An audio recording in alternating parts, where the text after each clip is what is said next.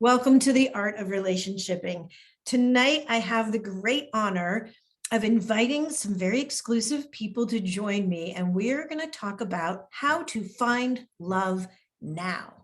So whatever you may have been through, if you're on the heels of heartbreak due to a divorce, due to it just never finding the right person, or if you've had an incredible loss, that's my story, and you're ready to invite the right new next chapter into your life, you've come to the right place. Because what I have learned is that guesswork doesn't always work. Sometimes it does. And hard work works for part of the population who seems to think all relationships should be hard. That is not my camp. If that's your camp, I may not be able to help you as quickly as you'd like, because you're going to have to get through the fact that it's not hard work. It's wonderful. But having a process in place to know how to go from lonely to love makes all the difference in the world. And I went through this myself, and part of my journey is I made all of the pitfalls and errors so that you don't have to. And as we go, so my friend iPhone, if you would like to stay off mute, that's fine. Just make sure that you can interject questions if you want. I welcome anyone who's here to ask questions along the way.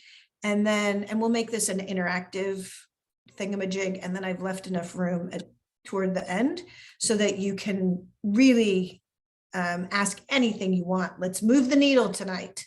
You've got me. I'm all yours. So with that, let's see if I can figure out how to use my new computer and bring up my presentation. This is going to be a little campy because it's not how I typically do this. So slideshow from the top, please. Okay, that'll work. So can you see the dating rules of engagement have changed? Okay, good, thank you.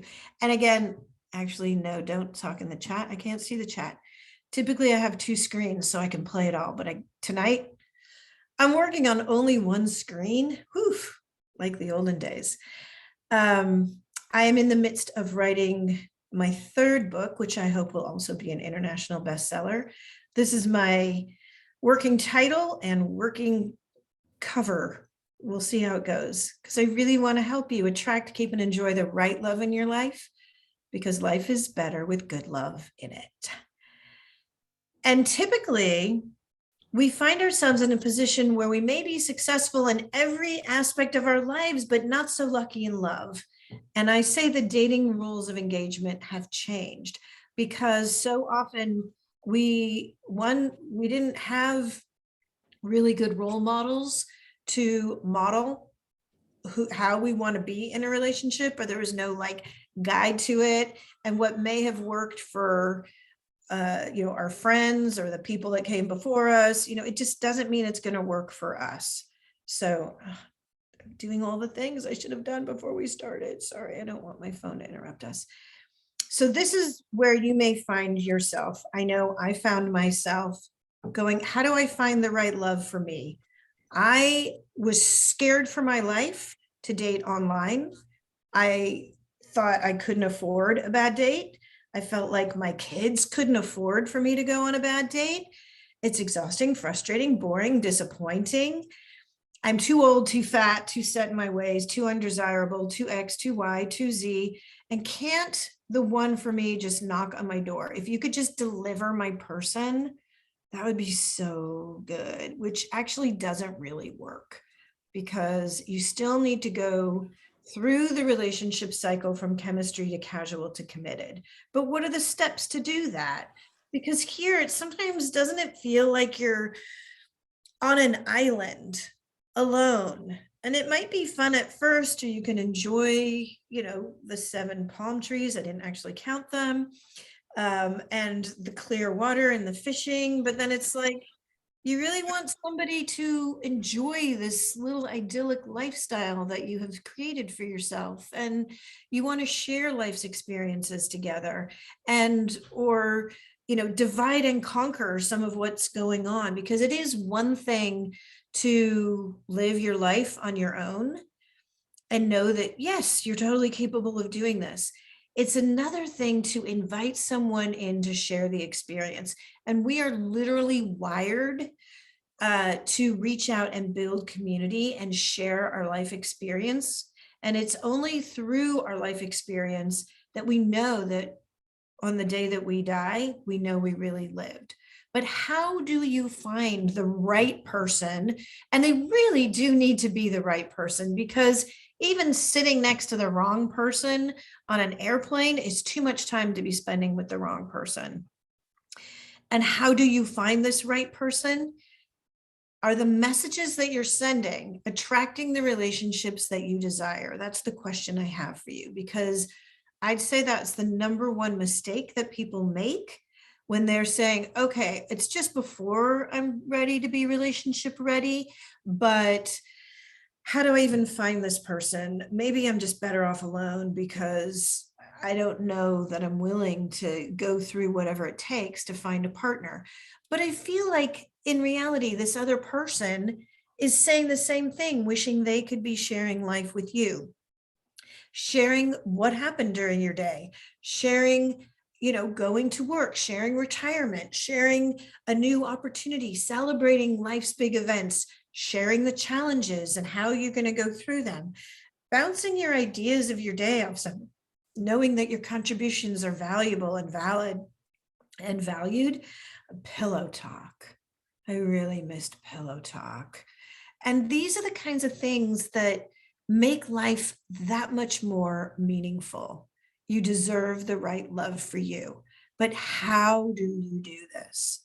So here's one of my clients. Hi, my name is Terry Roseman, and I've been working with Michelle Hoffman at relationshipping101.com for the last several weeks, and it has changed my relationship with myself and with the online dating process.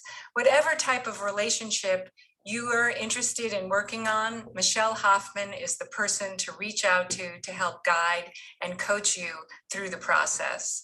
I've went from not wanting to have anything to do with online dating to having fun with online dating. And I invite you to have fun with your relationships as well by reaching out to Michelle Hoffman at relationshipping101.com. I just got off the phone with her. She is deeply and madly in love with the right person. It's so exciting. And what we're talking about here is your relationships, your relationship with your inner voice, your relationship with yourself, your body, your professional life, as well as your personal life, your community, your family, as well as intimate relationships. How you do one thing is how you do everything. But we're going to specifically talk about how to attract the right one to you in this moment so that you don't have to run into the pitfalls that other people do. And it's going to make online dating and or meeting someone organically in real life so much easier. A little bit about me. These are some of the organizations that I've had the privilege of helping professionally. And you may recognize some of those. When my husband passed, I changed my professional career to a more personal one, and I became a writer, starting with Life Worth Living, a practical and compassionate guide to navigating widowhood and soul parenting. It became an international bestseller, and people all over the world were calling me going, can you help me through it? Now, I thought I was going to write the guide I did not have, and then I was going to go to work. What the world decided was, we need you, this is your job. Then all of the people I helped them succeed in their careers were like, when were you going to write the right book we wanted you to write? Congrats on that one. Where's our book? So I wrote the New Management Blueprint. Obviously, now I know how to write books. It also became an international bestseller. And now everybody is asking me to help them find true love. Everybody, both my professional people, my personal people, people who are referring other people. And I'm like, okay, this is what I can lean into. I'm doing it. So this is me on the red carpet, as panicked and nervous as I possibly can. But let's get on to what we want to get into, and that is, how do I date in the current world? There is an art to this, and here's how it goes. First of all, we start with figuring out, First, we figure out if you are relationship ready. And there are several different aspects of this, but when you're diving into the dating pool, are you relying on someone to save you? Can you identify who else might be relationship ready or who might drag you down with them? That's one of the cautionary tales, because we want you to be able to trust yourself in intimate relationships and navigate obstacles as they come up. So let me ask you this, and you're all welcome to take yourselves off mute or put something in the chat. But if I could wave a magic wand, what would be your dream come true? So share with me, what would be your dream come true relationship? Because it's good to have a goal, a target. Would your person be tall? Would they be rich? Would they be retired? Would they love to sail? Everyone's being very quiet. Oh, Kathy.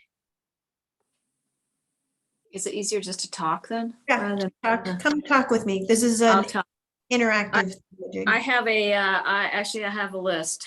They have to be funny. They have to be creative. They have to know how to cook. They cannot be allergic to cats. Good one. Let's see. They like to go out and do stuff. They like the mountains. It'd be bonus if they knew how to ski. It'd be bonus if they knew how to play golf. I want to be friends with them. I want to go have fun. I want to go do stuff. I want them to want to go explore other countries. I can go do that with girlfriends, but it's more fun to hang out with a guy. What else? Like to drink beer. These are good. I'm trying to think what else. Yeah. Don't live too far away. Yeah. Yeah. If you're establishing a relationship, I don't want to spend an hour in the car to go hang out with you. Totally do that. Really? Okay. Yeah. It wasn't my plan, but that's how I roll. And it seems to be working out just fine. I feel like I go on vacation every weekend. Okay. That's fine too, but it'd be nice. My weekend's going to start right after this webinar, by the way. Okay, that's a good thing. Yeah, good thing. Yenny, Mel? For me, the same. I would like that they're funny, they have to cook too, they're sensitive, caring. He's a good dad, of course, because I have a little kids, they need like a good role. They like to have fun, hard worker. If they have money, that's perfect, but if not, if it's hard worker, it's fine. We make money. They need to like dance, or at least be able to dance with me because I like dance. Right. And travel too. They like to go to the beach because I love beach and going travel. That was the more important for me. These are good. And like to do kayak. Kayaking, nice. Is that what you said, kayaking? I love that. Yes, kayaking. Awesome. Mel, that's okay. You're doing great. I got you, girl. I've got everybody's chat list, everything. So it's good to have like this vision of who you'd like to invite into your life. It's really good to have that. I am not going to shake that. One of the things that I talk about that just in the green room before we started recording, one of my clients had posted something really, really awesome about how happy he is in his marriage. And he was a widower. And what he was saying was, by working with me, he figured out what was important in life and he became relationship ready. And then when he saw his now wife, one, he knew she was the one for him, and he knew how to let her know he was the one for her. And so in this recent post, he was saying, I didn't call him out on his stuff. I allowed him out of his stuff. I'm like, oh my God, that's so good. And essentially my takeaway was that I am not trying to change who you are or who you want in your life. There may be a one-click pivot, and I will share that with you because all relationships go through the same cycle, from chemistry to casual to committed. In the chemistry phase is when everything is so exciting and everything is right. And there's literally this hormone rush, the serotonin that's like actually healing your heart. So it actually will heal you. It's the fountain of youth to fall in love, or any new engagement and activity that you feel safe and excited about. It's the dopamine hits of like, so excitement that hits the reward center of your brain. And it's the oxytocin cuddle drug, this hormone that naturally occurs in your body that helps you attach with people. And it's a beautiful thing that happens. It's like this euphoria of walking on air and eating too much chocolate. So that's what happens in the beginning of a relationship. As you get to know one another, what happens is you can anticipate and look forward to wonderful shared experiences together. Maybe you enjoy spending time with this person or knowing they're going to make you laugh or whatever it is. You want to connect because it's such a good shared experience. And I'm going to give you an example that's an everyday example. This is why we enjoy listening to the same song over and over again. It invokes some sort of wonderful emotion in us. It's why we like to go to the same kind of restaurant. Even if we order something different, we can anticipate the quality and what to expect. So we like to be able to anticipate what's going to happen and look forward to that in the routine. And that's what happens in the casual phase of a relationship. There's something else that happens at this point, and this is where any red flags might come up, and red flags would be a deal breaker. So if somebody, one of you said sober needs to be at the top of your list. So if somebody is not sober, then that's out of alignment with who you're looking to invite into your relationship.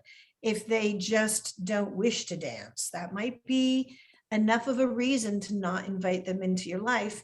If dancing is actually a huge aspect of what brings you joy in life.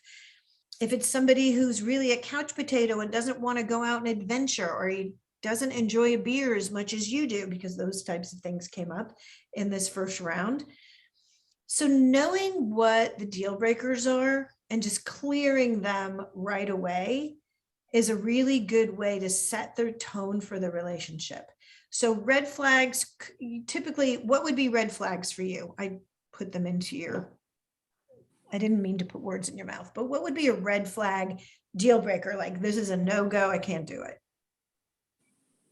Somebody who would not be a good dad or a good male role model to your kids.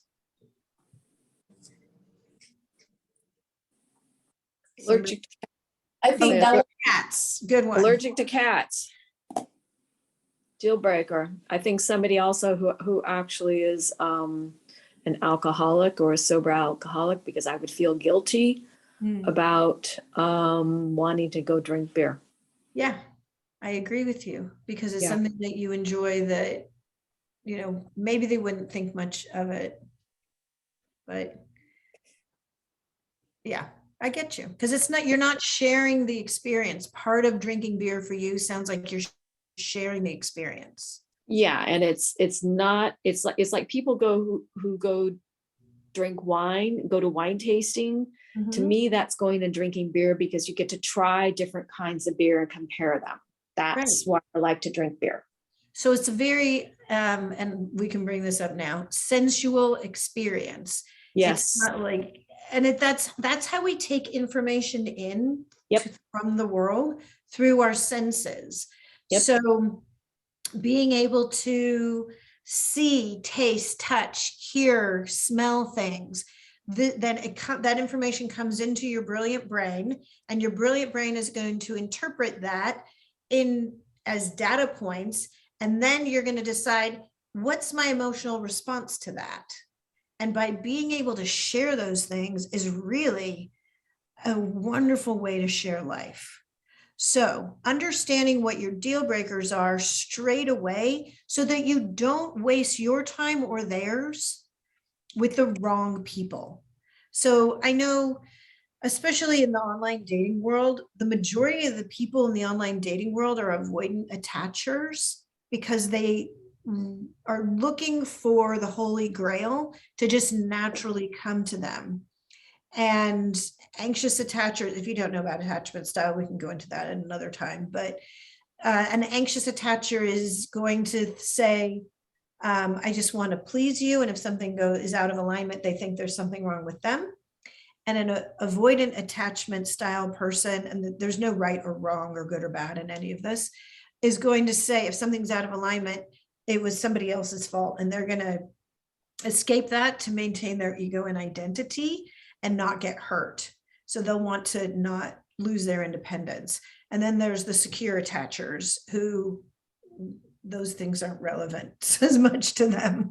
They want to make sure everyone's good, but they're not going to take it personally. There's often incredible chemistry in an anxious attacher and avoidant attacher because they're both validating what is happening in the relationship. But sometimes those also fireworks and then they explode. All right, so going back to this, from chemistry to casual, what I'm talking about is sometimes there are deal breakers at this point in the relationship, and it is okay to cut and run and disengage so that you free that person up and yourself to move on to find the right person. There's also, maybe it's not so harsh as a red flag, but I call it a yellow flag. And that's something that just needs to be cleared. I was talking with a client this afternoon, and she's like, I'm wondering why he was saying it needs to be a daytime date. And she's like, I just don't know why that is. It seemed unusual.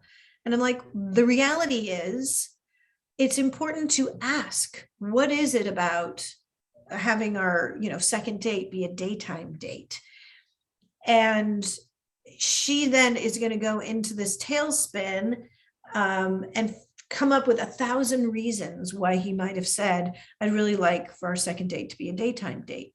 Could have just been that's the time he has available. Could have been once you're going out in the evening, maybe that's too intimate and he wants to get to know her first. He's not pushing the relationship. It could be anything.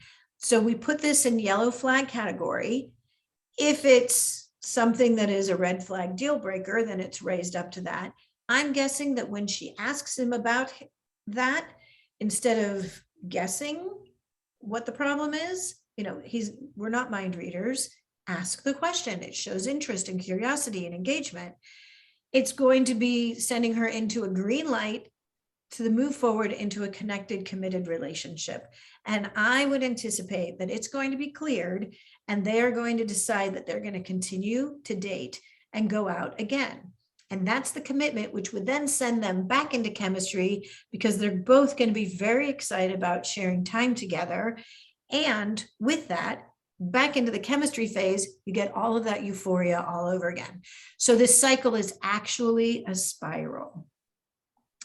So how do you know when your relationship ready? One, you know who you are and what you desire and need, and you open the communication to know who they are and what they desire and need. Okay, then how do you know who you are? Here's an example. And this activity is how to step into your future identity. And we can go ahead and do this verbally and or in the chat, whichever works. We start with this universe of these concentric circles. And we start with who did you used to be? Then we go to who are you now? And who would you like to step into becoming? Here's an example. And so play along this game with me. You used to be a daughter, in this case, a sister, a friend, a student, an athlete, an artist. You can figure out which apply, and then you can add more to the list. An employee or an employer, a spouse, an ex, a widower, a parent. What else would you add to the who you used to be? Anything?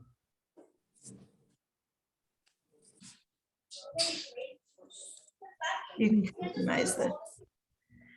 Okay, then let's go to who you are now. A lot of these things are still going to apply, but you may add to the list. Who are you now?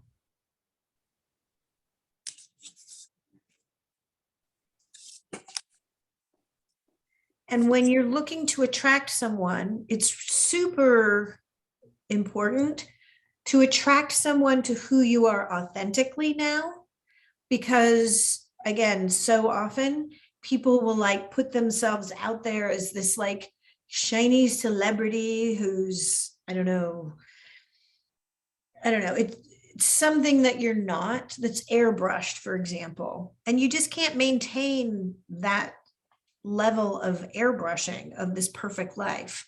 So it's more important to really show who you authentically are. And then the next question is, who would you like to step into becoming?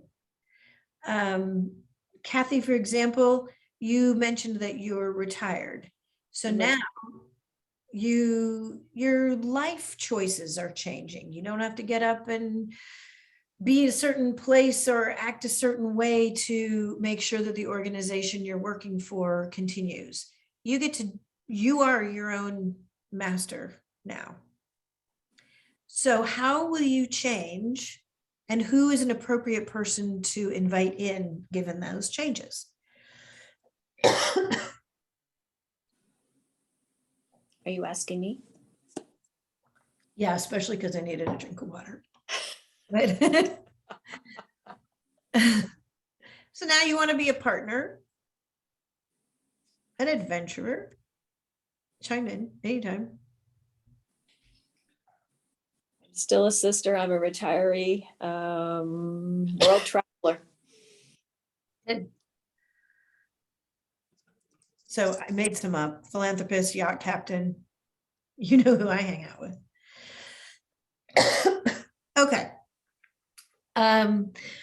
Let's play this game. This is something that I do with each of my clients when we start working together. This is a way to quantify the experience of becoming relationship ready. See if I can drink enough water, lemon water, whatever, to read this. Or you can print screen it. We'll do it that way. And what I'd like you to do, there's a lot of words on this page. Sweet Mel is trying to chime in. Her internet is not supporting her. So in this confidence assessment, what I do is give you an opportunity to, and you can do this for yourself, just make like, I'll give you like highlight notes. Put the percent confidence that you have this aspect of your life, like either 0 to 100%, you got this totally set, you got it going on. And for example, what percent confidence do you have? I have clear steps to create the life that is meaningful to me and important to me. I have deeply considered how my life lines up with my values and priorities. So what percent confidence do you have that you've got that nailed? Everything that you do is meaningful and important to you, and you've deeply considered how your life lines up with your values and your priorities. So would you give it a 5%, an 80%, 100%, 20%? This is just for you. I've secured all the financial and legal requirements, and I've updated all my end-of-life documents and plans. Have you done it at all? 0%, 50%, 80%? You just haven't had a couple things notarized? I've got the resources and the right people in place to help propel me toward my goals and dreams and support my loved ones' success in theirs. So this is, do you know the steps to take? And you have the people to help you get there? What % confidence do you have that already set up in your life? I'm sure of my health and I'm a role model for others in my self-care regime. I have a healthy regime established for my loved ones. I nourish myself physically, emotionally, and spiritually. So it could be that, you're really good at health and self-care. It could be that you'd like to put a little more focus on this. I'm sure I and my loved ones are moving through grief, trauma, and loss, whatever events that have happened in your life, in a healthy way, and have support systems in place to guide us on successful trajectories unique to them. What % confidence do you have that you are not stuck? I'm surrounded by the right people and activities to guide me, and I can help others. I know how to address changes in relationships and how to develop new relationships. What % confidence do you have that you've got the right people and activities to guide you so much that you could help others? And one more, I find time to have fun and diversion doing things I love that replenish my energy so I can enjoy a life worth living. What % confidence do you have that you've got that going on in your life? The reason, again, that I do this is to quantify a qualitative experience. And what's super fun is I do this at the beginning of working with someone, and 8 weeks later, their confidence level in every aspect of their life goes up on average 189%. Recently, my most recent client who did this, her confidence in her life, which, by the way, you look at her and think she had it all figured out. She's very successful in every aspect of her life. And she did this and it increased 420%. So that's why I do it, because we get a chance to see where should we focus our energy. I say stretch your strengths and strengthen your weaknesses for proper balance. And if there's an area that maybe doing end of life stuff is uncomfortable, but doing it with me and we get it all done and I give you the steps to go through, then it's much easier to address it, because we all know that it should be done. But maybe we'll do that in 3 years from now. But being widows, we don't always get to choose when that happens. So it's important to get those things taken care of. And it gives you a sense of confidence in the world that you didn't anticipate. So I'm giving that public service announcement here now. Plus, one of the other things is setting very clear understanding of what your core values are. And it helps in decision-making for a clear, well-lit path to the next chapter in your life story and your love story. Knowing what your core values are actually helps in every decision that you make. So I have several pages of this. I tried to send them before the workshop. It did not work. So we're going to do it together now. What I'd like you to do as we go through, and there are several pages of this, they're a little bit alphabetical to give you an idea of where we're going, but I'd like you to choose 1 or 2 of the core values from this page and put them as a priority. Like something that represents you. Would you consider yourself somebody who loves change and variety, or is calm something that you seek? Is communication one of your top core values? So if you have a pen and paper, you can write them down or get that now, or I can write them for you because I'm that good. Is commitment or creativity or curiosity, economic security, excitement, entrepreneurship, family? Annie, I think family might be one of yours. I'm guessing. So we're going to look for the top 5, but the way that you do it is to pick your favorites. And then from your favorites, pick your top 5. Maybe friendship is one of your top core values. generosity, intellectual challenge, gratitude, inner harmony, integrity. Integrity is one of mine. Is leadership, love, nature, loyalty, physical challenge, living up to potential, recognition? Are any of those, would any of those make your top 5 list?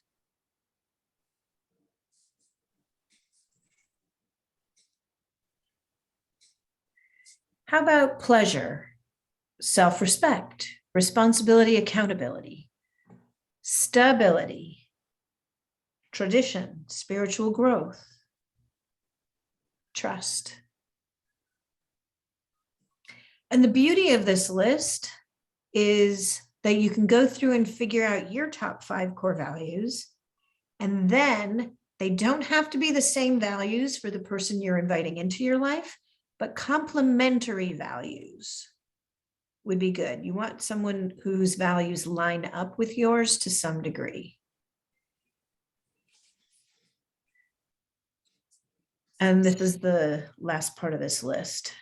Living in the moment, mentorship, servant leadership.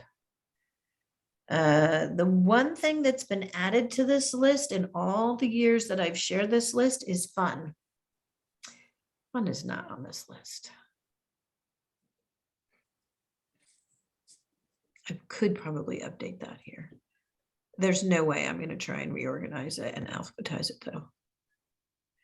All right, so when you have yours, do you want to share them either verbally or in the chat?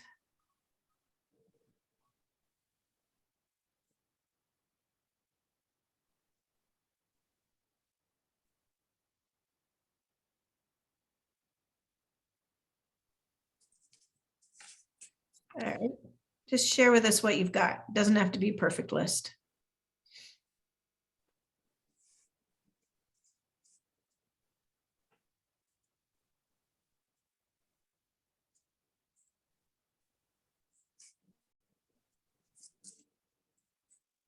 I'm not seeing anything. Does anybody want to share their list with us? There we go. There's the chat. Commitment's good. Mel, I think yours also include, you mentioned them before, honesty, loyalty, responsibility, faith, financial, economic security is the way they put it in the list, but you've got financially independent. Integrity, love, spiritual growth. Good. Those are awesome. Okay. The simple reasons. Did anybody else want to share? I don't want to shore you up. Good job, Mel. Yeah, Annie. Were you saying you want to share? No, she's being quiet. Okay.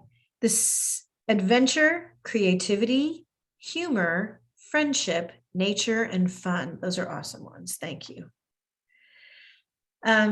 Simple reasons why relationships don't work. I could literally narrow down the list to one reason. Everyone's taking their pencil out. What's the one reason? If I had to only choose one reason why relationships don't work, it's because someone is not feeling like they are enough. And I have all kinds of prompts to help people ensure their partner, one, the person that you're inviting in is enough for you. Don't like settle. Don't do that.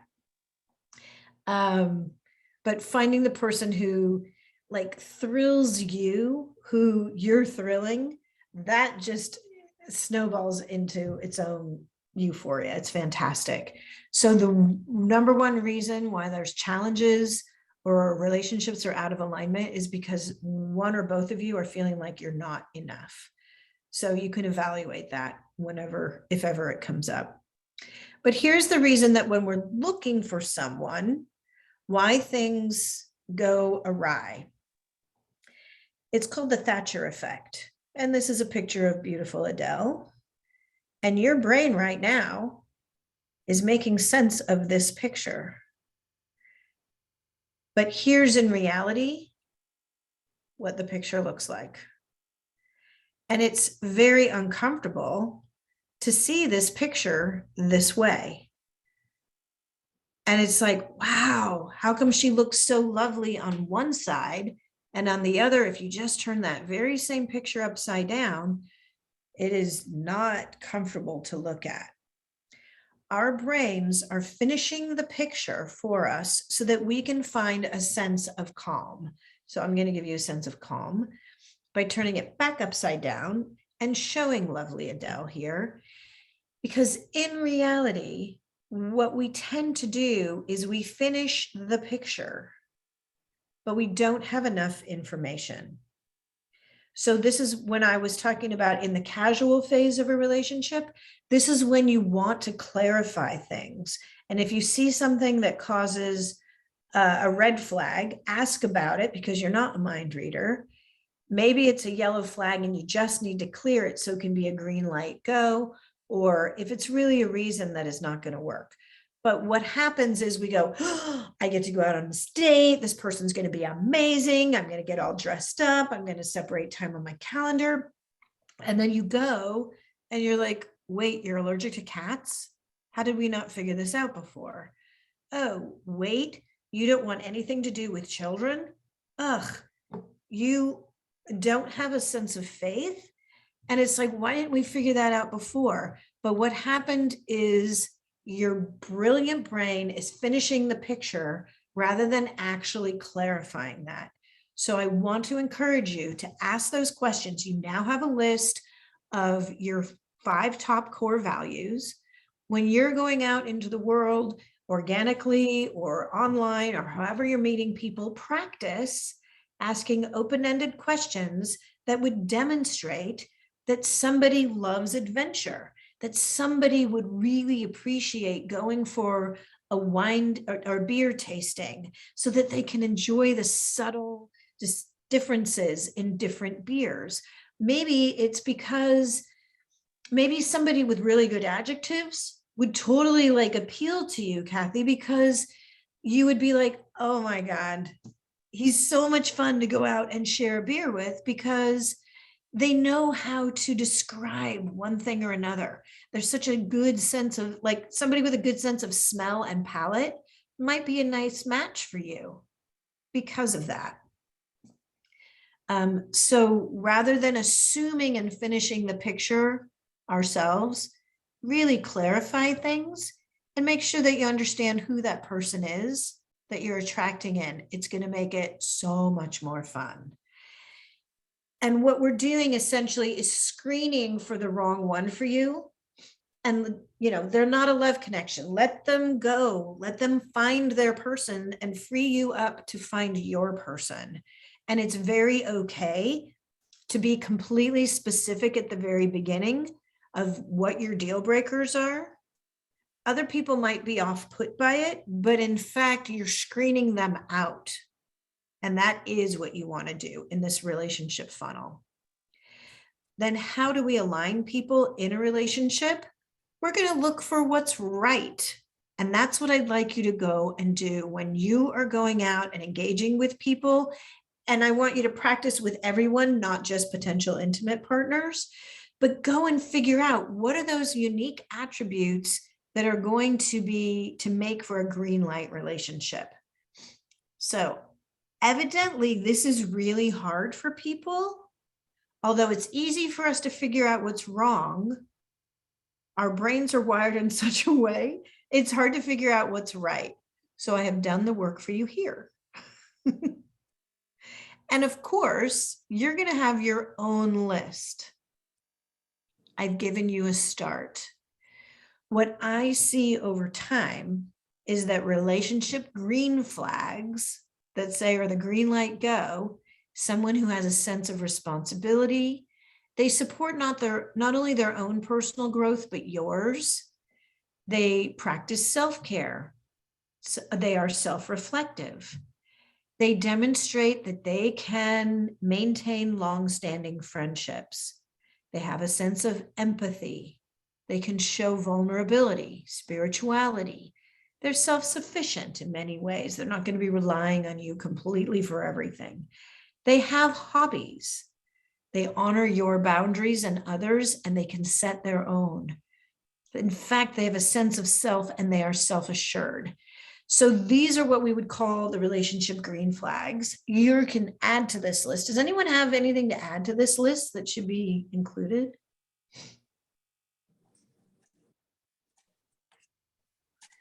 And I see you writing it down. You can print screen that too, might be easy. I'm happy to share this with you.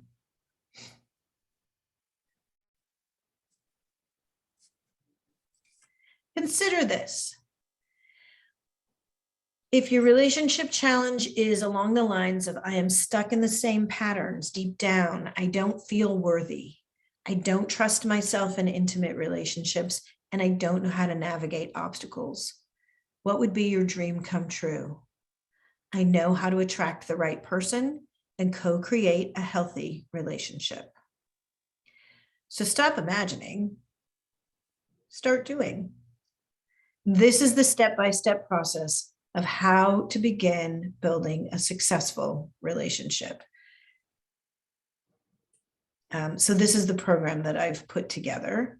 And if you would like additional time with me, you're welcome to come to theartofrelationshipping.com and set up time with me. All you have to do is, you'll see it, speak with Michelle. And I'm happy to customize things for you by spending some time together. And in fact, we have a little bit of time that we can do that here now. So, would any of you like to share some challenges that you're facing? I left time here so we could really do some work together. I am now available for anyone who wants to be on what we call in coaching world, a hot seat. How can I make a difference for you? I just have one question. Looking the red flags and the green flags to see if it really can work. I'm dating with a guy almost 2 years. 2 years will be in December, and actually we have a lot in common. I'm really good with him and have a lot of red flags, of course. And actually, I didn't see that much like a red flag, because actually it won't be a red flag, but maybe maybe I didn't understand because it's in my situation. So I want to see this. I'm really approaching really well. He have those 2 kids, of course. And he put a lot of time on with the kids, of course, because they are the kids, right? So for me, it was hard to understand the putting the kids first than me, of course, is the right thing to do. But that was the part of for me was hard in the beginning. Now we are doing better, but sometimes I feel like I'm the second place. I don't know, you get it. So how to don't feel like that sometimes, because I was the number one for my husband, and now it's like I'm not. Yeah, I get that. I had a very personal experience that was similar to that. You have kids. He has 2 kids, and you've got kids, right? I have 3, but for me it's much easy. Even I have little kids to make time or leave some stuff or change my schedule than for him doing with the kids, because he shared 1 week and 1 week with the ex-wife. Right. And do you have your kids full time? Yeah, because my kids, of course, yes. Right. Okay, so it's interesting because you full time have a clear understanding of how to prioritize things. And I do remember feeling like I'm never going to be number 1 again to somebody. And that was devastating. I feel like, yeah. And I'm going to use my personal experience in this. I dated an incredible man. I've got 2 kids. He has 1.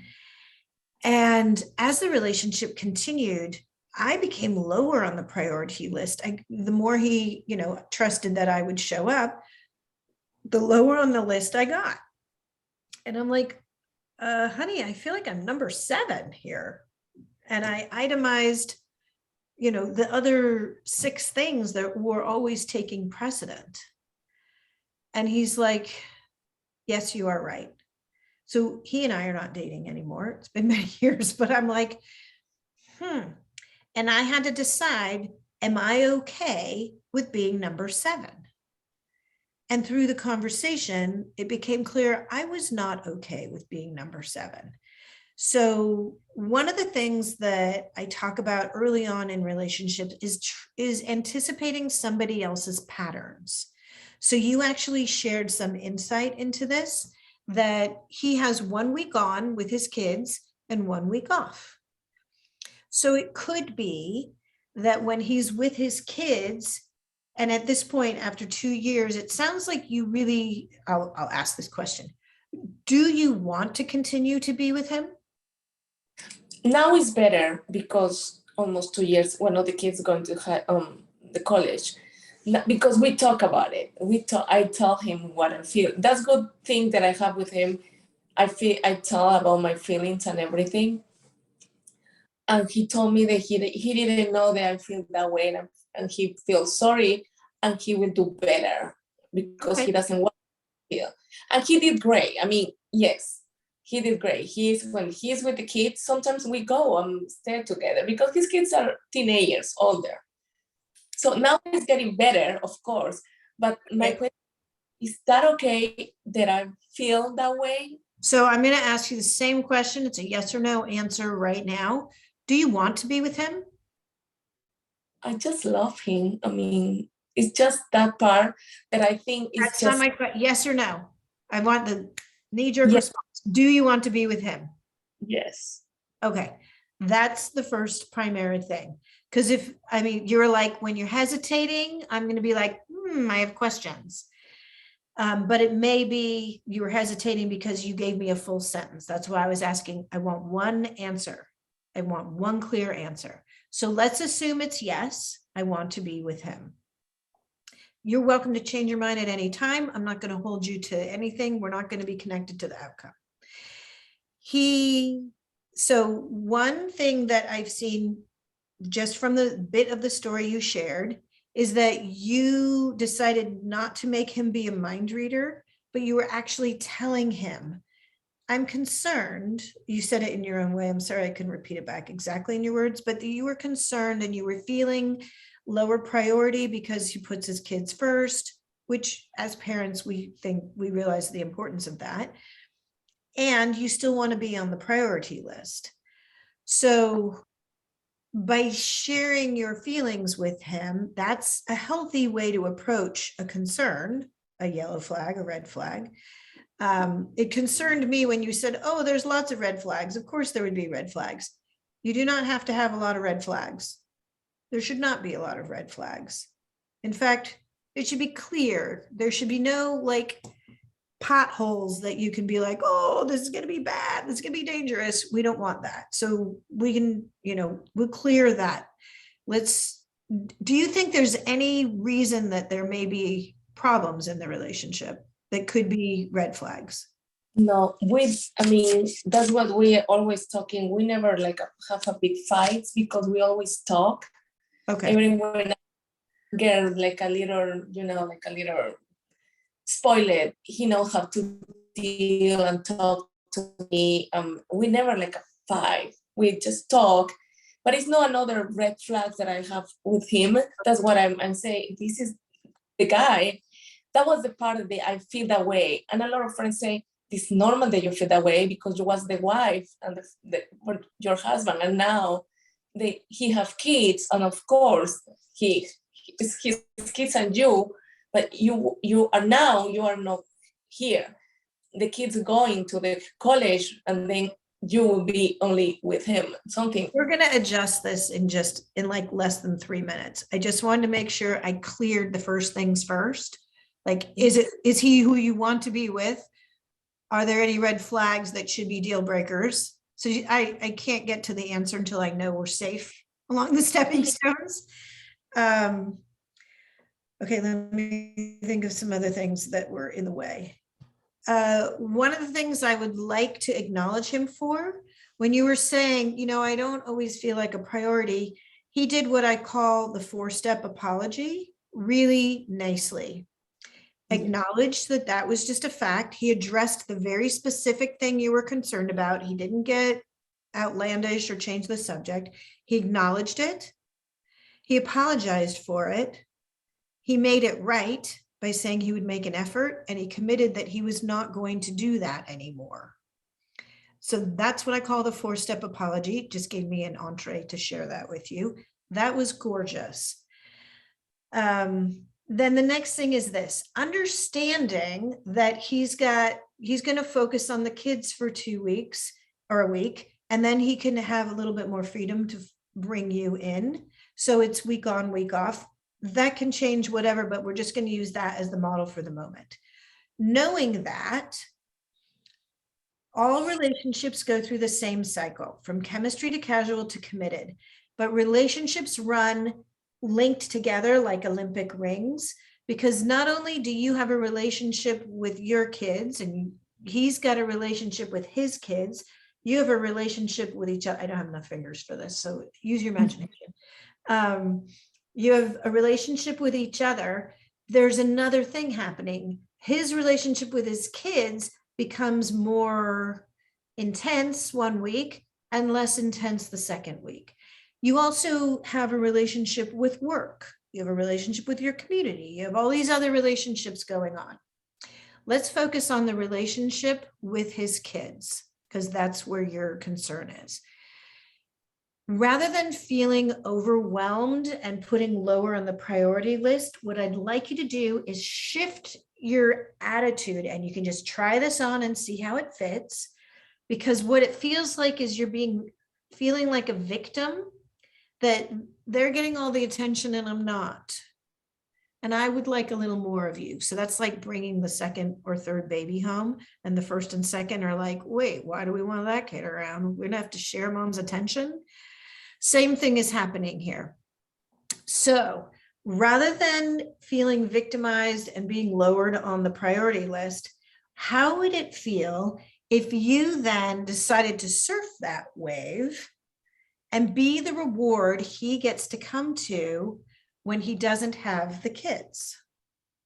So if you can free him up during the times that he's focusing on his children with complete, it's been 2 years now. I think you're probably solid enough to do this, and just say, you know what? I realize that they are the priority during that week.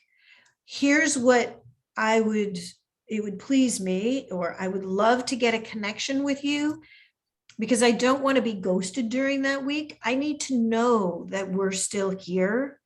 I'm here, and I would love to hear from you via text a few times a week, or if there's time for a phone call, share a picture, anything. Because I want to be the reward you get during that alternate week. And then what happens is you can look forward to that week. You can look forward to that time together and put together some really lovely, exciting adventures that you can share, or experiences, connections that you can share together when he doesn't have the kids.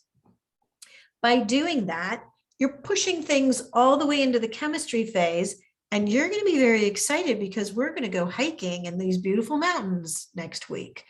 And that it's a new experience, or a new place, or a new anything. One, you get to look forward to it. You know it's going to happen. And the fact that you get to share this experience is going to bump up the relationship and the adrenaline and push you back into the chemistry phase. By doing that on a regular basis, you're actually building a relationship that includes these kinds of excitements and adrenaline rushes together. It will actually bring you closer. I have another question. You've been dating for 2 years. Have you met each other's children? Oh, yeah. We Okay. have a special date we spent together. I know his mom.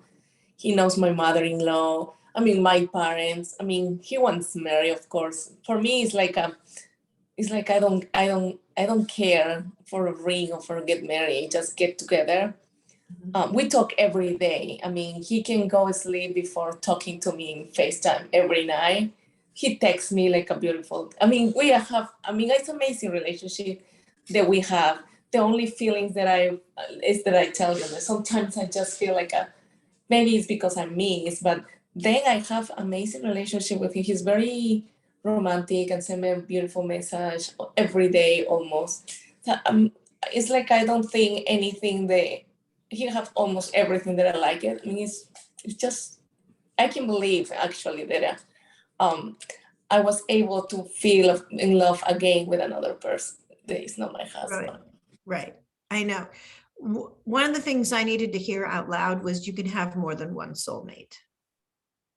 Yeah, I didn't know that you can do that, but now I'm feeling like I'm afraid, but it's look like it, but I still have a little afraid, it's like a little scared. And I love a lot. What are you, I'm curious to know, what is that fear? What are you afraid of? What would happen if you weren't afraid? And wait, I had one more. Well, answer those, maybe I'll get the other one back. What are you afraid of, and what would happen if you weren't afraid? I mean, I'm afraid, I don't know, maybe getting love again or losing again someone. I mean, it's just that.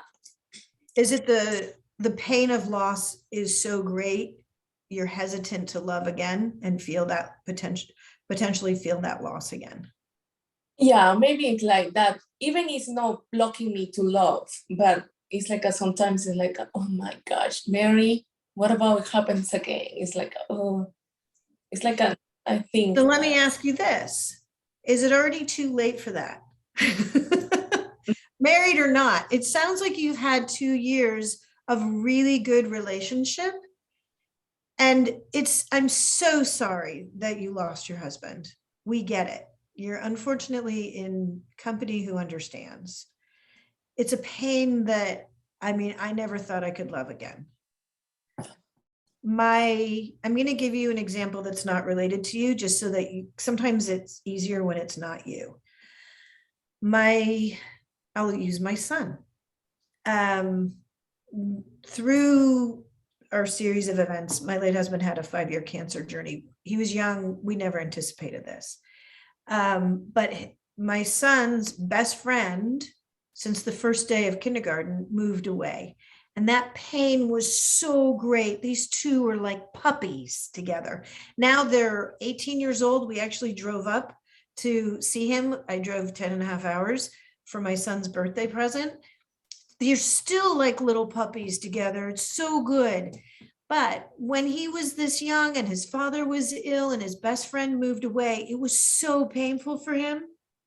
And then due to the illness, we moved away. So then all of his friends that he had built were gone. And then the dog died, and then his dad died. And he's like, ugh, I am never going to have a friend again, and I'm never going to love, because the pain of loss is so terrible. I never want to feel that pain again. Now, would you want your child to experience that? I want that he have gay friends. Right. You want him to have friends, and you want him to love again. You want him to have a dog again. You want him to love a parent that much. So, I mean, there's the saying of it's better to have loved and lost than never to have loved at all, but I don't like it because I didn't like losing my husband. But life is better with good love in it. It is worth it. It is our natural state. You're designed to build community. Not everybody does it anyway, but the way that our chemistry is designed and the hormones are literally encouraging us to reach out, build a tribe, create community. Your life experience is better when you are part of something bigger than yourself. And so I'm just going to the science of it, but of course we all know there's more than that. And yes, you can have more than one soulmate. And, Mel and Kathy, help me speak up here. Do you feel it was worth having the relationship with your previous lovers, previous spouses, previous people? Of course, that's how we learn. Right? That's how I became a person. That's how I became a person. That's how I moved out of being a shy, scared shitless person. Sorry. Even though I am still, I'm still a chicken, but it's like, it gave me courage and bravery to go do things. And now you love doing things. You're looking for a partner to go out and do stuff with. Yeah. So good, because you see the value in it. Mhm. Yenny, was your relationship with, Mel says, I wasn't brave. I'd like to ask. Yeah, you can ask. I'll give you, oh, she's already written. So let me finish here. And then I'll go for this. So here's how I help people move through grief and loss, Yenny. What was something with your late husband that you honor enough to treasure? If you were to, grief is complicated, it's ambiguous, it roams the house and smothers the children at night. It blurs your vision when you're trying to drive because it fills your eyes with tears. When you're trying to get something done, it slams your head against the wall, drops you to the kitchen floor, puts its foot on your neck, prevents you from breathing or seeing your future. I get it. It's awful. And the way that I help people move through grief so it doesn't have a hold on you is to invite grief in to have a cup of tea and figure out, what does grief hold that you treasure, that you can honor, so that it can help move you forward instead of having a hold on you. So to me, it feels like there's one stuck thing. This might be all it takes. One being the reward that your new boyfriend comes home to on the alternate weeks. So he gets his kids, he gets you. And that's not a forever situation, because you're going to raise up, he's going to need you more as those children launch, and so do yours. And you'll already have established a relationship. But moving back, what does grief hold for you that you can treasure and honor? The relationship that you had with your late husband, what does that hold for you? Like a hold me to not do it or to No, do it? I want to know what was wonderful. What do you treasure about the relationship with your late husband? Oh, I don't know, the whole relationship. We have family, kids. We made family, and we have, we spend like time together all the time. But the priority. Right. Okay. So that part, it just was like I have to take it out. right. That I'm inviting you to do that by vocalizing it. I always ask, do you want me to listen, guide, or help? Sometimes you need to speak it out loud. So when we were doing the roles exercise, you used to be a wife. You became a mother, a co-parent, a partner in parenting. You built a family together. This is such a beautiful gift. Who are you now?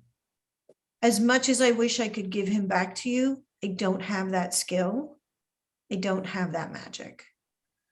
Or there would be times when I would be doing that for other people even more than myself. And boy, did I love my husband. But who you are now, you are a sole parent, you're head of household, you're single, but you're in a relationship. And this person is bringing something into your life that's so worth it that you are staying with him. He seems, just on the surface, I only know what you've shared, that he has a very secure attachment style, and he is bringing something to your life. We can't go back and get your late husband, but for who you are now, this person is bringing some value to you. Would you strongly agree with that? Slightly agree with that? Disagree with that? No, I strongly agree with that. So what would be, if you were not afraid, how would you feel about your relationship with your boyfriend right now, whether you got married or not? If now I'm afraid, I will say, yeah, let's go get married. I mean, The worst thing that can happen, you've already experienced. Yeah. That's what my daughter would say if you were asking her to talk to a kid about it. You've already experienced the worst thing that could happen, and you lived through it. So, what might you be afraid of? Mel, I will get to you, I promise. it's just, I mean, probably like a, no, it's like I don't know, it's like the word afraid, it is the correct, but it is the only one. It's just like that. It's like a, sometimes I say, we don't have to get married, we can just be together. I would like to be, of course, but I think it's like that part of the laws that I say, I don't know if something happens, because I know a lot of people that they lost two husbands, and I was, oh my gosh, that was so horrible. But But it's if like, you lost your boyfriend, wouldn't it be the same as losing your husband right now? what? I don't, personally, it doesn't feel any different. If you lost your boyfriend, it would not be different than if you lost your husband. Maybe no, because it's love, but the plus with husband and father that your kids is a little more heavy, because you're grieving for you, but you're grieving for them. Right. I mean, So that's, now, right, I'm already feeling the onion layers lift through this conversation. I'm feeling less fear than you had before we started talking. Am I right about that? It's okay if I'm not. yeah, no, that's right, because that's what I want. Like the people, someone that now told me is like it's okay, or I mean, help me to see. So far, you haven't shared anything with me that would be a red flag. It sounds to me like you each have secure attachment styles. You understand one another. When you actually verbalized how you were feeling, he appropriately responded by answering. He did not retreat. He didn't change the subject. He didn't make it bigger than it was. He gave the 4-step apology basically within my framework. So he's my hero in that regard. I don't think you need to rush anything. Is someone rushing you? No. Okay, because sometimes people get onto a conveyor belt, a roller coaster, or a ride. They think they have to move to the next step. You don't. No. All right, so give me one more question and then we'll move to Mel or Kathy. How are you feeling now? Oh, better. I mean, more clear path. But No, what clear path, like the way. okay, that's what we're looking for. So do the values exercise again, because now you cannot look for the person for who you used to be. You are different, you have changed, your kids have changed. Actually inviting this current man into your life, he understands that. Your children understand it. You've shared time together in real life. Everybody's welcoming everyone. The glitch I heard was when he's focusing on his children, you're feeling like he's not focusing on you. That's temporary. And in fact, he is connecting with you even through those times. So again, I don't even see any yellow flags if you're looking for confirmation. You haven't shared any with me. I don't see anything in your body language that's holding back on that. Yeah. So connect with me if something else changes or if you're unsure. Okay. All right. Now I'm going to give you some focus here. I hope I can say this out loud. The one that I've wished with all the traits are already there, but one, he's loud, yet he adjusted for me. Aw, that was hard. He did good on that. I'm usually the one who's taking time to process my feelings because I think he might hurt me. Okay.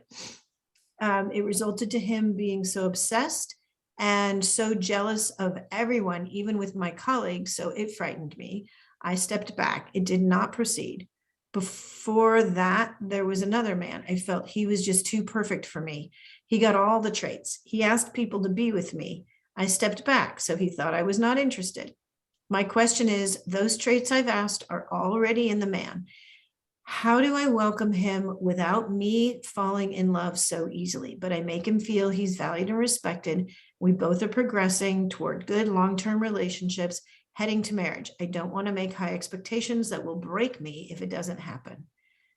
Good luck, Yenny. Wishing you the best. I don't know if you saw that. That's awesome. Okay. Well, I adore you. I know you connect with me frequently, but you're quiet and you're in the background. I'm going to guess that part of what you're experiencing, because there's been more than one, now I'm seeing a pattern, that you're actually engaging with somebody and then you're worried that it's not going to be perfect. It's not going to work out.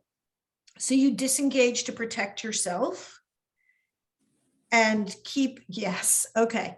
That is not an unusual trait. This, I'm going to go into the Wayback Machine. I'm going to make a whole bunch of guesses because I don't know enough about you, but I'm just going to throw this out here. Your job is to say, oh no, you're way off base, and then correct it. But I'm going to paint a picture that's probably going to be like Adele with a bunch of upside down stuff, but I'm going to guess and you correct the picture for me, okay?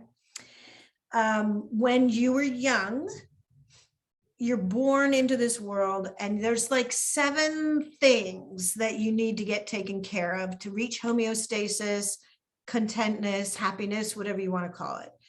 And they're out of alignment if you get too hot, too cold, hungry, thirsty, you're hurt, you're tired, you need love, you need stimulation. Somehow I got 8, but there you go. So those are the things that we're looking for to keep kind of balanced. And if they're out of balance, we want to bring them back into balance. But when you're first born, it's really hard to figure that stuff out on your own. Hopefully you had some caretaker, guardian, parent, someone who was helping you with that. Well, then the next thing we learn, like I was saying earlier, we as mammals have a hormone that actually helps us connect with our tribe, our family, our people. And what we then learn is that we can actually find that we are valued in this community when we respond a certain way. And I'll give you an example. When you've got a new baby and you go, peekaboo, and they coo and giggle and go, ha, ha, ha, ha, that makes whoever that is happy. We're going to do more of that because we want to be accepted and cared for in our little tribe. What the other piece of this is that we are figuring out how to connect with people. And what you're learning in this kind of game is that to connect with people is to smile, to laugh, or whatever it is. And where the challenge is, you don't want to outsource all of the responsibility to bring yourself back to content. You don't want to outsource all the responsibility to find happiness. You at some point need to be responsible for those 7 things that I made 8. I think I put hot and cold in 2 categories. So you need to take care of those things for you. And you need to be responsible for your own happiness and contentedness. If you're outsourcing your happiness, then if the wind blows it to a good place, you're great. And if it blows it to a bad place, then you get mad at the wind. And it's like you're giving responsibility outwardly to someone else, when really that responsibility should be within yourself. I know you've been working in the chat. You can either speak up or put something in the chat. Is any of this in alignment? Yes or no? So what I would ask of you in these relationships, because what I'm seeing is that you're so busy protecting yourself because you're giving responsibility to someone else for your happiness. And what I'd love to see for you is that you can find your own happiness within yourself, which then makes you a stronger and more attractive relationship partner for someone else. Because even in your commentary, you pulled away. And by pulling away, what you're doing is saying, I'm scared that you're going to hurt me, so I'm getting out of the way. Whereas if you can stay and listen or ask questions, it will be very hard for you. You are welcome to ping me and say, it's really hard for me, but right now I'm going to stay and ask the questions. Any deal breakers, if it's going to cause you harm, we're not going to stay there. Other things we're going to clear and make sure that you're safe and happy. And if you're happy and having fun and it's good, you actually don't need to run. So many people will just be like, oh, that wasn't good, I'm out. And they'll run. Because then they can save face. Then they can say, there was something wrong with that person. But if you don't take the risk, just like the story with my son, if you don't take the risk to make a friend, if you don't take the risk to take another dog, there's the dog. We did get another dog. It seems like it's been a good idea. If you don't take the risk to love, now, again, I don't know anything really about these people, and I know very little about you. You're saying that I make him feel he's valued and respected without me falling in love so easily. Okay, she's added, yes, agree with you. My parents were not showy, not loving. Home isn't and didn't feel valued. I've worked on myself on self-development. I'm taking time to process when someone shows interest to me. Now, Michelle, there's a third man. Obviously, she's very attractive. With all, and not just physically, but she knows how to attract. Now we need to make sure, Mal, I haven't finished reading your commentary, but we need to make sure that you get the choices and you're choosing who's right for you, not just who you're attracting, because obviously you're really good at attracting. Now we're going to put you in the feminine power position to choose who's right for you in your life at this point in your life. Okay. I'm taking time to process when someone shows interest to me. Oh, good. Now, Michelle, there's a third man with all the qualities. He felt I wasn't interested. So he got a girlfriend, got a chance to mingle with him online, smiled, like what you said. Then he admitted he loves me, but I'm staying away because he already got one. Yes, agree with your advice. I'll smile and stay. Okay, so now we don't want to be home wreckers.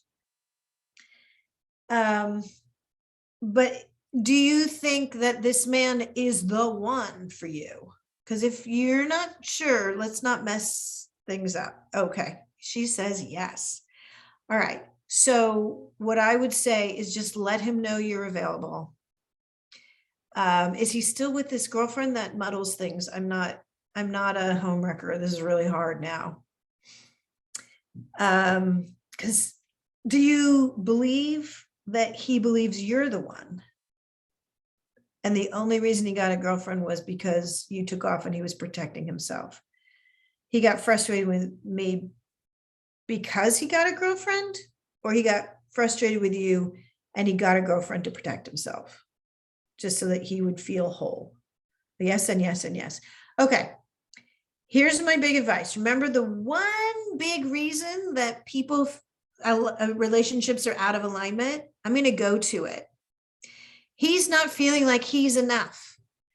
And I'm going to guess that he may not feel he's lovable. And the way that somebody proves they're lovable is by changing with people that they're with and go, well, would you love me? And would you love me? And would you love me? And then, of course, it betrays the people that they were with before. So I'm not encouraging you to break off their relationship. However, if you really believe, the chat's going, yes, yes, yes, yes, yes.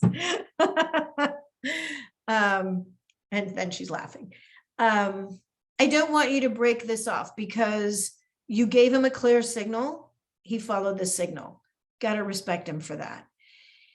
You can let him know that you don't want to interrupt his relationship and that, you put me in a tricky situation. Okay. I'm gonna choose a lane on this one. I think what you should do is date and not choose your person. You told me in a chat that you don't want to fall in love so quickly. So let's go date and find out what you don't want in a relationship and find out what you do want in a relationship. So it becomes abundantly clear. If this person is the right person for you, he's going to show up that way. Because if the two of you are soulmates and you are intended to be together, it's going to happen without you pushing that issue. So what I think you should do is pull back. That's what I was telling you not to do. Date and really go through that values list and figure out some open-ended questions. If faith, you said faith. The first question you should ask about, you're leaving it to God, actually. I don't want to hurt men, so I don't jump to dating. Okay, what I'd like you to talk about with men, my suggestion is to talk about how does faith serve them? Open-ended question. Ask them some questions about their faith because you believe God is going to step in. So invite them to talk about it. I'm looking for your list. Responsible,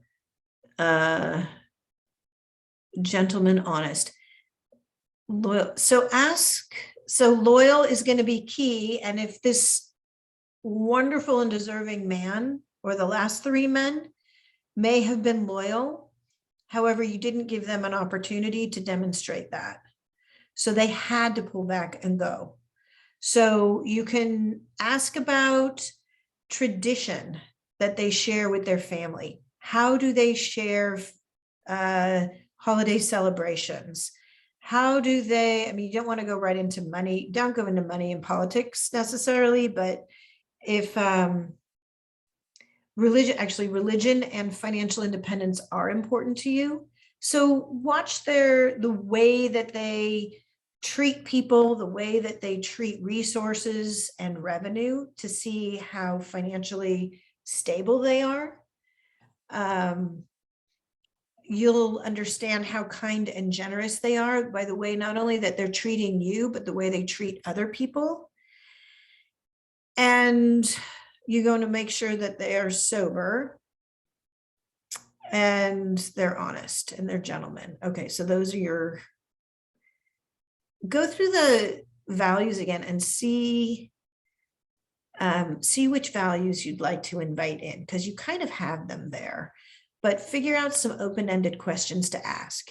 And I think you should start from with a fresh slate so you're not interrupting somebody else's experience, which would then prove someone disloyal and you want someone loyal. So let's not be homewreckers.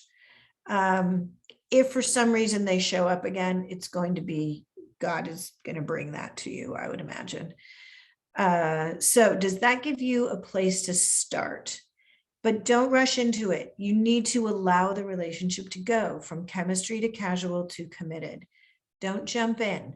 Go, and you can date more than one person. You're going to know what boundary not to cross to date when you're ready, because someone is so fascinating and interested and interesting to you.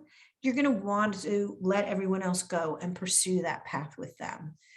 So I would say go back to the beginning, make sure your values are in alignment. You start asking open-ended questions, start to ask about faith, make sure that this person has the qualities and values you're looking for to move forward in the relationship. Does that make sense?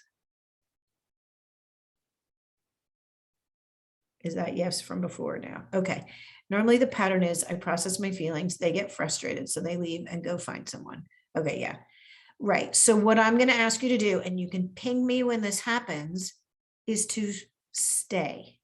Just stay present and invite open conversation, but don't run. How would you feel is every time you fell in love with someone, they took off? This is, if you know about attachment styles, this is an avoidant attachment style, and there's nothing wrong with it. But if you want to be in a committed relationship, and you want someone to be loyal to you, it is fair to show them that type of communication, trust, and respect, because that's the triad that up levels relationships. So my words for you are communication, trust, respect. Stay and allow the relationship to grow roots and grow strong. And you're welcome to ping me. Got it? She says she got it. Kathy, do you have any other questions? You're so welcome. I got a mwah, a thank you and a mwah. I love those. Kathy, how are you doing? She don't know. I don't know. I haven't met anybody. All my male friends are friends. Right. And Do you want all your male friends to be friends? of those three, one definitely not. We will all only be friends. That's it. There's too many deal breakers. Good. Nice guy. In fact, Mel, he's probably too old for you, but he's a sweetheart. He probably has too much baggage, but he's he's the deacon of his Baptist church. He's way too conservative for me. But yeah, no, we go on adventures together. But another friend lives too far away, and that's probably not going to change. And there's a couple other weird deal breakers there. And my other friend, who is my neighbor, he's dating Debbie. So hello. Okay. Do you generally meet people in real life organically, online, both? Actually, those three have been organic. The second person I've known I used to date him before I met my guy a long, long time ago, and we reconnected when I sent him an email and a photograph that I found at my mother's house of him. And so we email back and forth because he lives someplace where his cell phone doesn't work unless he's standing he lives in the mountains basically, and unless he's standing in the corner of his property. So we email and we talk on the phone. Yeah. And I'm sure, pardon me. He lives too far away. You mentioned you want someone closer. Yeah. And have you ever tried online dating? Pardon me? Have you ever tried online dating? Yes, I'm on OkCupid. Okay. I had a free membership for 6 months and it just ended last month. And I did that because a friend of mine met her man friend. They've been dating for almost 4 years, but then I got a free membership. So I have liked men and I have messaged them, and it's like it goes into a black hole.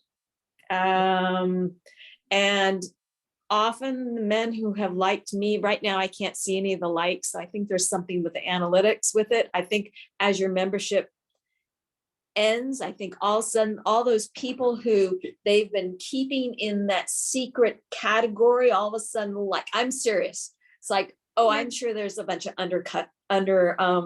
cover stuff with this stuff that the algorithm is like, yeah, the dopamine hits, come back to exactly. Okay, you've got 25 likes in like 3 days after my subscription. Right. Okay, yeah, you guys were hoarding those things. All of a sudden, it's like join up again. I'm sure that's not the way. I'm sure that is the way how it works.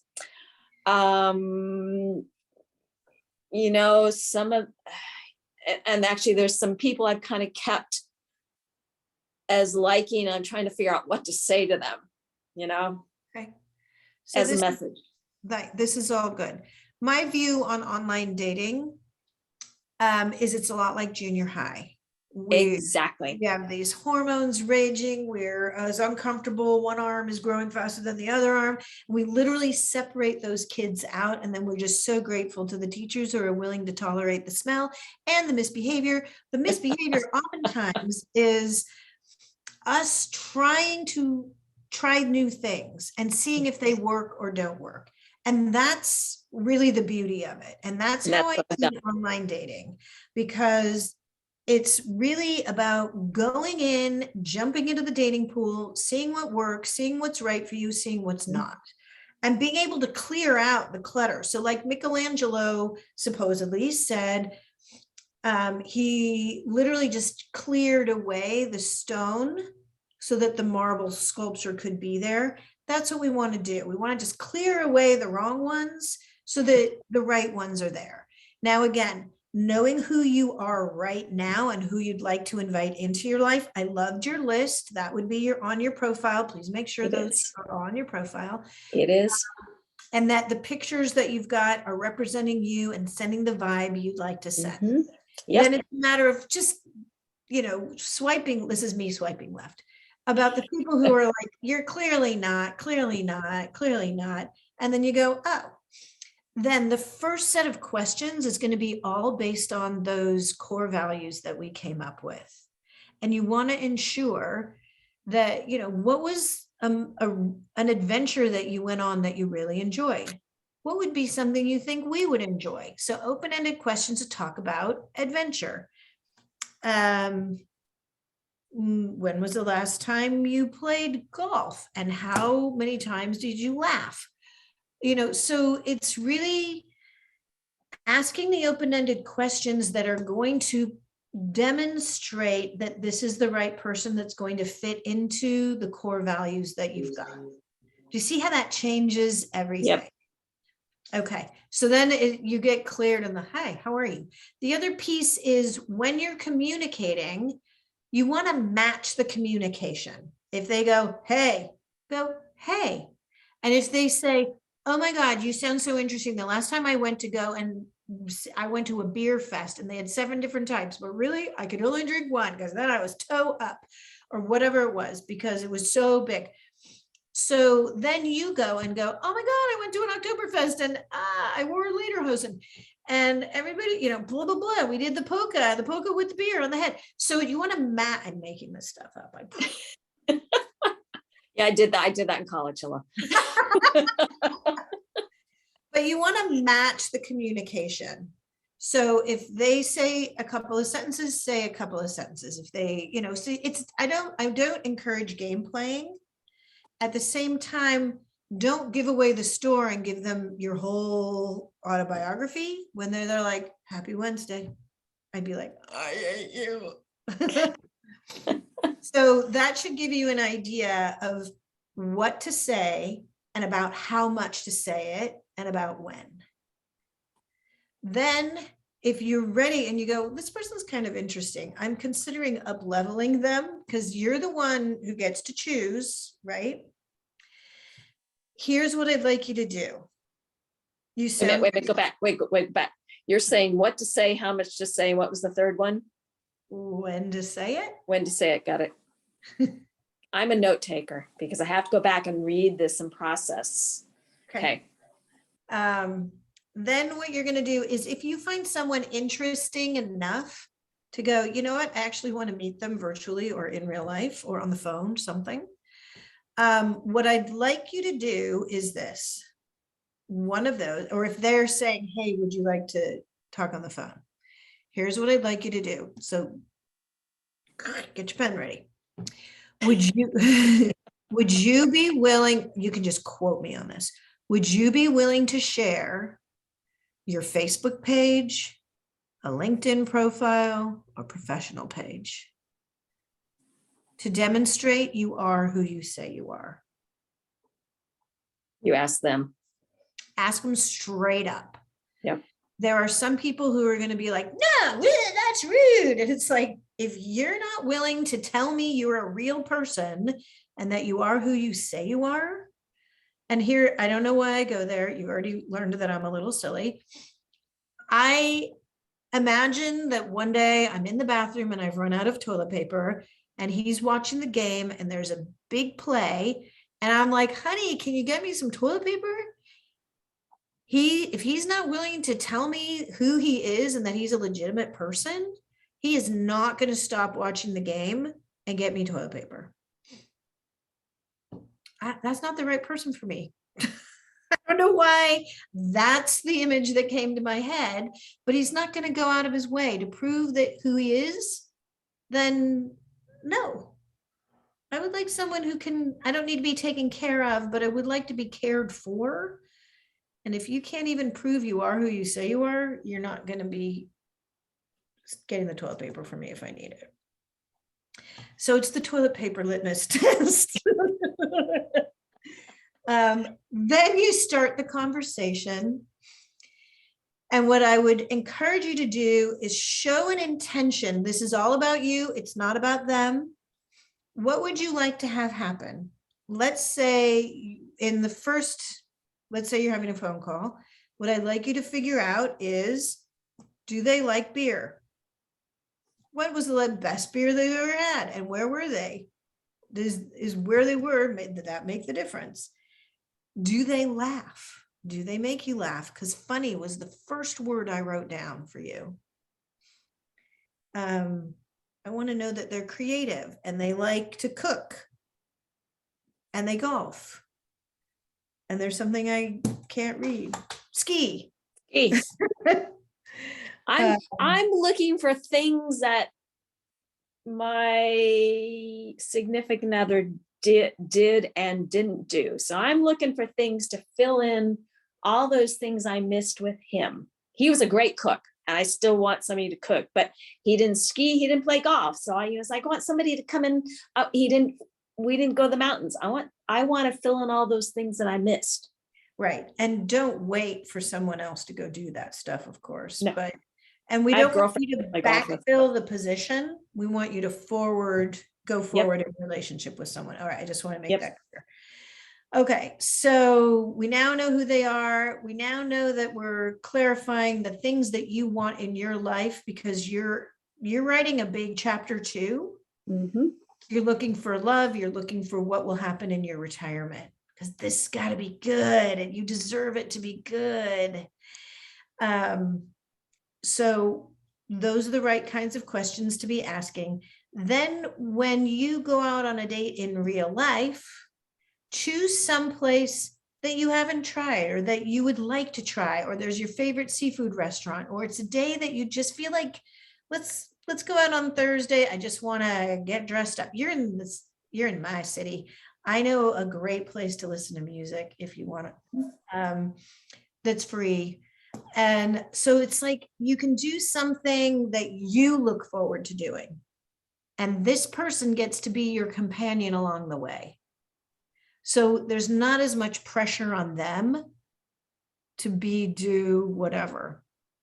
You're going out, you're going to have a great time. Whatever happens with them, it does secondary. They get to enjoy you having a good time. It's going to be great. I'm just trying to anticipate some things and then we'll close up here. Sometimes people will say, oh my God, I felt like I was sitting there uncomfortably across the table in an interview. The way to change that is to share an experience. Put a hand on their shoulder. A touch here is lovely and connecting. Anything below the elbow is actually very intimate, surprisingly enough. The further the extremity, the more intimate it is. I know. Just trust me on that. I've done the studies. Or I've researched the studies. So like holding hands is actually very, very intimate. Playing footsie on the table, very intimate. But if your legs touch side to side, that's somehow okay. But that's how you're showing physical interest. And if you want to transform from a friendship to a more intimate relationship, this is why I'm telling you this. Start with the shoulder, then go down to the hand, then sit next to them. Maybe a foot touches. Let them know that you want to connect in these ways. They need to know it's okay. And these are not big showy things, and you're not throwing sex. Then also hand on shoulder and go, look at that. Because what you're doing is you're transitioning this interview that we're accustomed to, very friendly, to a shared experience. And by sharing the experience, you're throwing it into the chemistry phase, upping the adrenaline rush. And that's how you do things. Or say, hey, it's so much fun to share time together. How about we go for a walk down by the water? I would enjoy that. Would you enjoy that? I'm laughing because my neighbor, we hug And it's very interesting to see how the hugging has changed. And I've discussed this with my friend Beth, and she goes, I need to ask him what his deal is. But I don't know. I've Wait. touched him on his shoulder. I've touched him on his Do arm. you want something to change with him? You're in control, you know. Yes and no. I think he's hot as anything. Oh, this is very exciting. All right. So what's the question that you're not asking me? Well, he's unavailable as far as I'm concerned, because he's dating Debbie, even though he doesn't see Debbie. He's told me a whole bunch of things, you know, but I don't know. Okay, there's a whole bunch of I don't know in there. Yeah, there's a whole bunch of I don't know, because I don't know. Okay, and what does Debbie think is going on with him? Is Debbie in a relationship with him as far as she knows? I have no clue. He doesn't see Debbie very often, as far as I know. I don't really know what to do with this one. That's fine. Here's my thought. Do you want clarity on this? You may not. I may not. It's kind of fun just to go on the ride. Yes, that is totally fine. When you want clarity, ping me and I will tell you, I will give you the script to figure it out. Yeah. Because there's one question you need to ask him that's not, hey, are you digging me? Hey, are you with Debbie? You know, there's a way to finesse this so it doesn't change anything. But the more important question really is, do you want to change anything? Yeah. And it sounds like you actually do not want to change anything, so don't. Yeah, no, the ride's kind of fun. That's awesome. If you want to change something, ping me. I want somebody else who the ride's going to be really fun and will continue going on and on. But with Mr. Neighbor, it's like, well, it's always good to have fun neighbors oh yeah, and neighbors. And you don't need to change anything with that if you don't want to change it. But you made me ask the question. What? Do you want anything to change? So that's the whole thing. I mean, it's just like with Yenny, I needed to make sure that the stepping stones were clear. And even with Mel, it's like, it's funny because yeah, I can help you get whatever you want, but let's make sure that is what you want first. Right. So I'm going to take it a few steps back and make sure it's what you want first. All right. Any other questions? How do you feel that, I don't ask this question. I probably should have quantified it at the beginning to quantify it at the end. Do you feel like you learned something here today? Yes. Yay. I'm really glad. For those of you who are on the Young and Widowed with Children site, yes, thank you. Please let them know. I mean, literally, there's one a year. Somebody thinks I'm trying to be outside of my integrity, and I just can't live like that. So if you'll follow up and let them know, that rocked. That would be amazing. And I'm happy to share this recording with you or anyone else. So thank you for joining us at the Art of Relationshiping. I'm so glad we got to share this time together. And it really seems like we actually changed what was happening so that you can enjoy the relationships in your life that much more. And you're welcome to ping me anytime you like. Mwah. Thank you. Thank you. Thank you.